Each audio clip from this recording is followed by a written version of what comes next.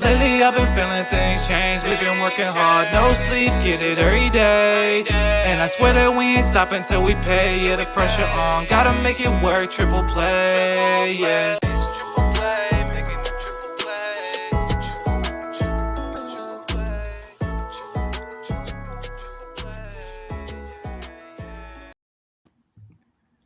Week 3, fantasy basketball. Shout out Bimbo in our intro track. We had some comments that went against it, but Metronomy Music and our local DMV artist, Bimbo, put that together for us. That's the anthem for triple play fantasy, all triple play basketball, baseball, football. I'm here with my guy, Doc Eric Mendelson, who doesn't need a costume on Halloween. He just throws on a number 10 Vancouver jersey every year and it works. Mike Bibby's twin. What's up, Doc? Shout out for everybody that grew up, told me I look like Mike Bibby. Easiest costume ever. Coach, I agree. That intro is fire. Can't believe people didn't like it last week. Yeah, in the comments, let us know. But yeah, up and coming DMV artists. We're stationed over here in the Maryland area, Baltimore, both of us. Just a little background. I'm Coach James Lewis, kind of our lead basketball analyst over here. Do fantasy, but I'm also big on the draft prospects. So I come up with my mock draft videos that have done well, and it helps me shape up for when they get into the league. I'm in 3 fantasy leagues, one on ESPN, one on Yahoo, the other one Fantrax, that we got invited by Josh Lloyd, kind of the godfather of fantasy basketball. So that's kind of cool. It's like 360 teams. It's really legit over there. So that's our perspective here. We're talking mostly categories, but we tap into points leagues as well. Jacob Dunn, who's not with us today, he's kind of our head on the points league since he's got several leagues there. Let's start with our games played. You got to know whether you're going to get more games or less. And if you're a Mavs, Nuggets, Pacers owner, you know, Jokic, Doncic, 2 of our best fantasy players, Halliburton, you got to know that you only have 2 games this week. So it might be an off week for you if you got one of those guys at the top. These teams have 9 teams: the Nets, the Hornets, the Bulls, Clippers, Grizzlies, Bucks, Raptors, Jazz, and Wizards. So if you want to get an extra game and you're looking at some of these pickup candidates and somebody plays for, say, the Hornets, because we got a bunch of players from the Hornets that we're going to talk about this week, maybe look at them. All the rest of the league plays 3 games. Let's get right into it. Our pickup candidates this week at the top of our list: Dennis Smith Jr. It's going to be hard to find him on the waiver wire. We understand that, but we definitely got to mention the top people if they are still luckily available in your league. Tre Mann, Josh Richardson, Nick Richards, Jalen McDaniels, Kevin Maryland, Huerter, Headband Kev, and Malik Monk. Dennis Smith Jr. Getting some hometown love and kind of resurging his NBA career here in Charlotte. He's been going bananas with LaMelo Ball out, with Terry Rozier out. Just yesterday against Steph Curry and the Golden State Warriors, he had 13 points, 9 boards, 8 assists in a win. So you see he fills it up across the board, and he's been one of our leaders in steals. I don't recommend that he's going to be this super fantasy, going to win you a league throughout the whole year, but he's definitely needs to be picked up right now, and he's rostered in 59% of leagues. Mentioning 2 big fellas for Charlotte. Yes, last week we told you to watch them. Nick Richards, he's going to get you points. He's going to get you rebounds. He's not really going to get you anything else, but he's that backup big position, and he's producing those rebounds at a high level, and he shoots high percentage. Not going to give you anything else, but you're looking for points and boards. He's your guy. Now, Jalen McDaniels, he is going to get you other things. He's only 37% roster, but he can get you some points, some rebounds, some assists, defensive stats. He has potential to get that, a couple threes. Doc, if you had a choice between the 2 big fellas from the Hornets, who you looking at? So I'm encouraged by Jalen McDaniels' double-double yesterday, the first of the season. But I'm actually going with Nick Richards, and I like the opportunity there, averaging 21 minutes per game this season as opposed to 7 and 3 before. So sounds like the Hornets trust him more, shooting 65% from the field, 12.5 points, 7.5 boards. I mean, he looks the part, and I think with the Hornets, who knows if they're looking to start trading pieces. I think that Nick Richards is someone they keep a little bit more long-term. Jalen McDaniels may be somebody they trade. Yeah, and we've seen Gordon Hayward's been balling, uh, filling it up. We'll see how long he stays healthy. Kelly Oubre's been a big pickup. I know I got him late in one of my leagues, and he's been it's been a big benefit thus far because there's a lot of usage without Ball and Rozier out there. So get them while they're hot. They're playing at a high pace too. They are. They're going up and down, and they're shocking some people. Beating Golden State, are defending NBA champions. Tre Mann, so man boy is what I call him because he looks like a boy, but he plays like a man. He's very smooth and skilled with the rock. He didn't have a great game last night with only 4 points, but on the season he's averaging 13, giving you 3 boards, 3 dimes. Not a great field goal high efficiency player. You see that with young guards, but he can fill it up. He can really hit some threes when he's hot, give you a swipe. Versus the Clippers, it was on full display. He had 25 points, 4 boards, 4 dimes, hit 2 threes and 2 swipes. So the potential is there when he plays. And you always got to watch these OKC players with their injury reports and whatnot. And sometimes riding a hot hand like Tre Mann can benefit your team. No, this is where we're going to have our first disagreement. Tre Mann, you said I could disagree with you before the show started. Yeah. Tell me no. Tell me why. Little inconsistent. We did see it with the Clippers, 25 points, 10 of 24 from the field. But that 3-point percentage, even in that game, shot 2-8, 27 for the season. He's giving you a little bit of rebounds and assists, 3.2 of each. Now, what I really like him for is steals. James, you know I'm a big steals advocate, but not giving you consistent scoring. He's never going to give you a block. I just think there's better candidates to add. Foreshadowing with Josh Richardson, the next one. But Tre Mann is just a little too inconsistent for me. So you're going to go with Josh Richardson, he's more heavily available. He's 26% rostered, and he has that shooting guard, small forward eligibility. Tell me what you like about Josh Richardson in San Antonio. So first thing is the opportunity. Unfortunately, Primo won't be with the team after there have been some things that came out. And Josh Richardson has been the main beneficiary. He's played 31 and 33 minutes in the last 2 games, averaging 11.5 points, 4 rebounds, 8 assists, 1.5 steals. He's been in the league for a while. And I think with San Antonio, they knew exactly what they're getting. They needed a little bit of a veteran presence. And I've always been a Josh Richardson fan. I just don't think he's always had the fair opportunity playing with the Heat and Celtics that have had deep rosters. And I think he's really going to have a chance to show. And when he was in Miami and they put the ball in his hands, that's where you saw him play his best basketball. And you see them in San Antonio, it's doing the same. Didn't work out for Boston, but I think it's a matter of fit and where he's playing. And what's shocking to me and stands out and makes Josh Richardson somebody that I recommend you picking up in 12-team formats is he's shooting a 3-ball. He's never really been a high 3-ball shooter, and he's giving you over 2 a game, and he's shooting a fair amount of them, shooting at a good clip as well, and he's getting some dimes. So I would recommend Josh Richardson over Tre Mann as well because of the consistency factor. And right now, it just seems like San Antonio needs somebody to reap up that usage. Moving on. This is my number 1 guy. If he's there, 52% rostered, so he's not available in all the leagues, but Headband Kev. Kevin Huerter, Maryland University's finest stand-up. On a season, he's averaging 17. He's a flamethrower right now. 4 threes a game. He's had a game where he hit 6 against Portland in the opener. And just last night, he had 7 against Miami. He can dime a little bit. He plays the game of like very smart IQ. He can fit in on any team.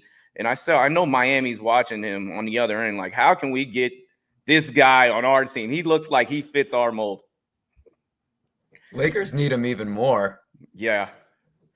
How could they? If they could pull off him and then, hey, let's bring Malik Monk back. So he's another guy that, you could pick up. Just maybe he's more of a watch contender, but he's starting to get it rolling a little bit. He didn't play as much yesterday because Huerter was going bananas.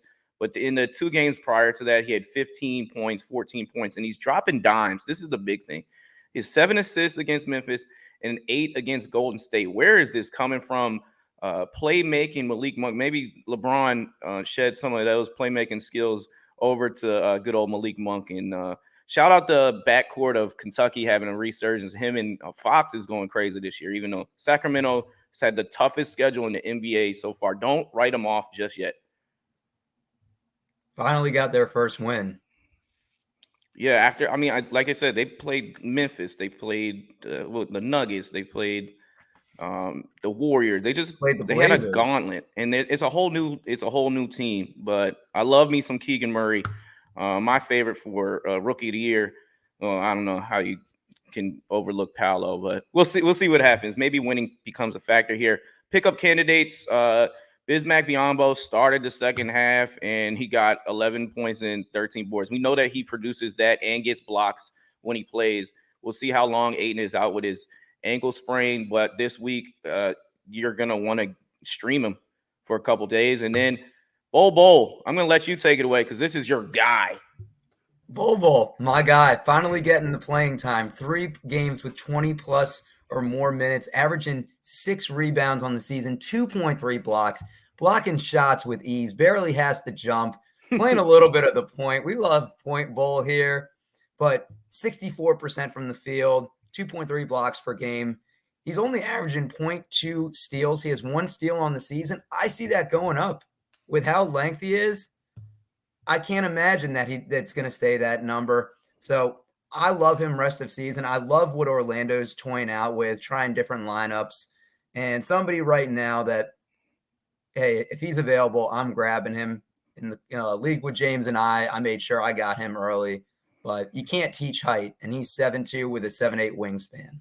And everybody loves a power forward center eligible, and he provides that. And, his block per minute rate is at the highest of the league. So while he's getting minutes with no Cole Anthony and Markelle Fultz and the rest of Orlando, Gary Harris, like they don't have any bodies. So throw him out there. We're not trying to win. We'll just, continue to groom Wagner and Paolo and throw Bol Bol out there. They're just an exciting watch. Onto a rookie that I have my eyes on now starting for San Antonio. That's Jeremy Sochan. And he fills it up in the last 2 games. 13 points, 6 boards, 5 dimes. He can hit a couple threes, 1-and-1. Everybody loves a steal and a block candidate.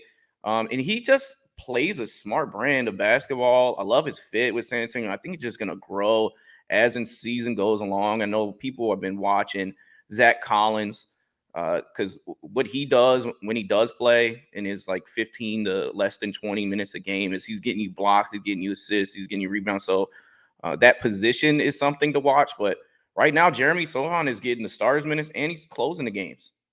He's been impressive. What are your thoughts on Sochan?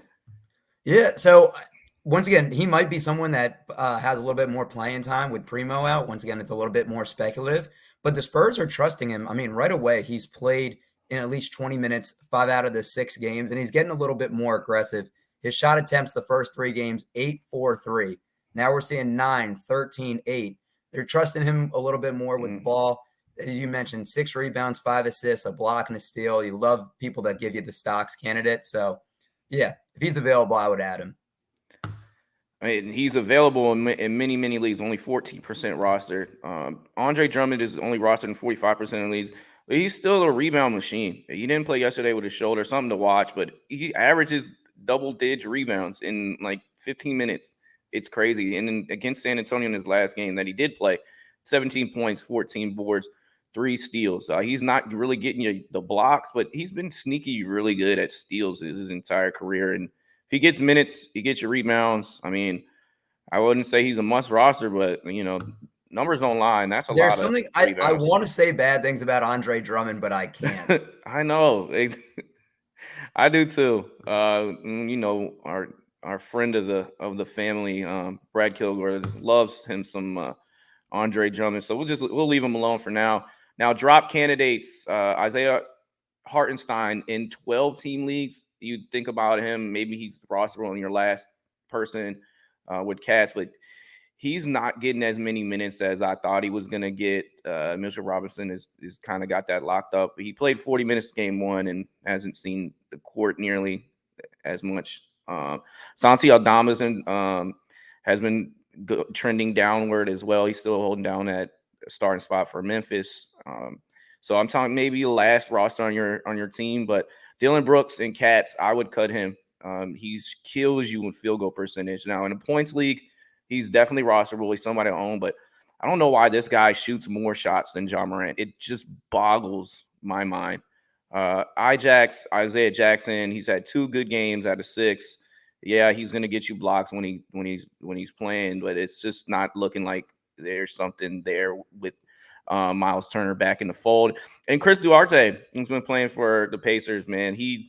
His usage and just his efficiency last year, he was a hot pickup at the start of the season, but he's not somebody you should own anymore. So I'm cutting ties with most of these guys here.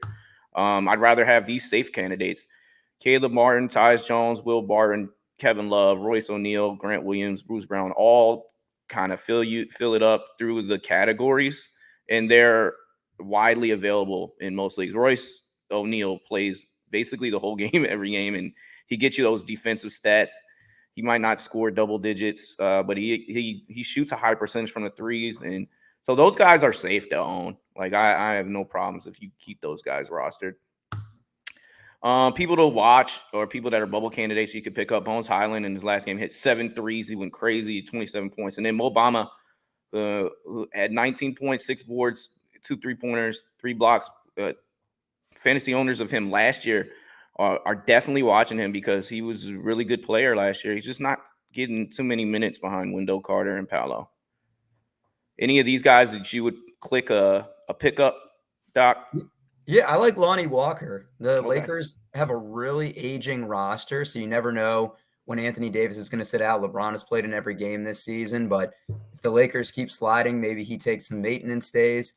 And Lonnie Walker has played 20-plus minutes every game, played 30 in 3 out of the 5, giving you double digits, 3 out of those. Mostly good for scoring. He is good for 1.2 steals and 0.8 blocks per game. And maybe if he gets a little bit more minutes, we see those go up from there. But he will kill you from 3, 14% for the season. So will every other Laker. As you're talking, I'm like, man, he gives you a Tre Mann production. It's like they're like the same guy on paper. They look totally different, but he's going to kill you field goal percentage, and he's going to give you like 15 and not too much else. As we wrap up and get out of here, Sunday streamers, guys that play back-to-back on Sunday, Monday, somebody that you may be dropping Tuesday morning. The Zards, you got Billy Badass, Will Barton. You think about Denny Osvia, the Clippers. 2 guys I want to highlight: Marcus Morris. He in his 3 games, 15 and 5. That's high production. Reggie Jackson last game had 18 points, 4 assists, and last year he was a dog. And in back-to-backs, that means Kawhi's not playing. That means John Wall's not playing. So they might get some extra bump there. And Marcus Morris is playing. You think about the Rockets, KJ Martin, Tari Eason, people to watch, the Pistons. If Jalen Duran is still there, he's getting you points, he's getting you rebounds and blocks. He's definitely a hold candidate. We told you to pick him up last week. Any Sunday streamers, maybe somebody I didn't mention or somebody you're like, you got to get this guy, Doc? No, I think you covered it really well, especially with the Clippers. The load management, keep looking at the young guys from there, and maybe not even the young guys, but the ones that are under rostered, because Kawhi's not even playing every game now. And so you want to look for, and I've harped on it a lot, you want to look for opportunity. You want to look for people that are playing minutes. You want to maximize the lineups you can. For teams that have 2 or teams that have 4, look more, look less. And what the hell is up with Kawhi? Why doesn't he play? Even when he does play, like 20 minutes. Like, he hasn't played in a year and a half. Like, take the seatbelt off, people. Let him, or unless it's like it's really something bothering him. I think it's because they paid him and they have championship expectations and they want him to be available for the playoffs. This load management is crazy. If I'm a Clippers fan, I'm kind of like, wake me up in June. Like, I can't do this regular season crap. But anyways, I digress. Also, the last thing on Marcus Morris, he is power forward center eligible, 22% roster. So that's definitely something to highlight. We're out, and until next week, please hit the subscribe button if you liked it. Give us comments. We comment back, and we'll be back here next week. Thank you, Doc. This was awesome. Good show. Thanks, Jags. Lately I've been feeling things change. We've been working hard, no sleep, get it every day. And I swear that we ain't stopping till we pay. Yeah, the pressure on, gotta make it work, triple play, yeah.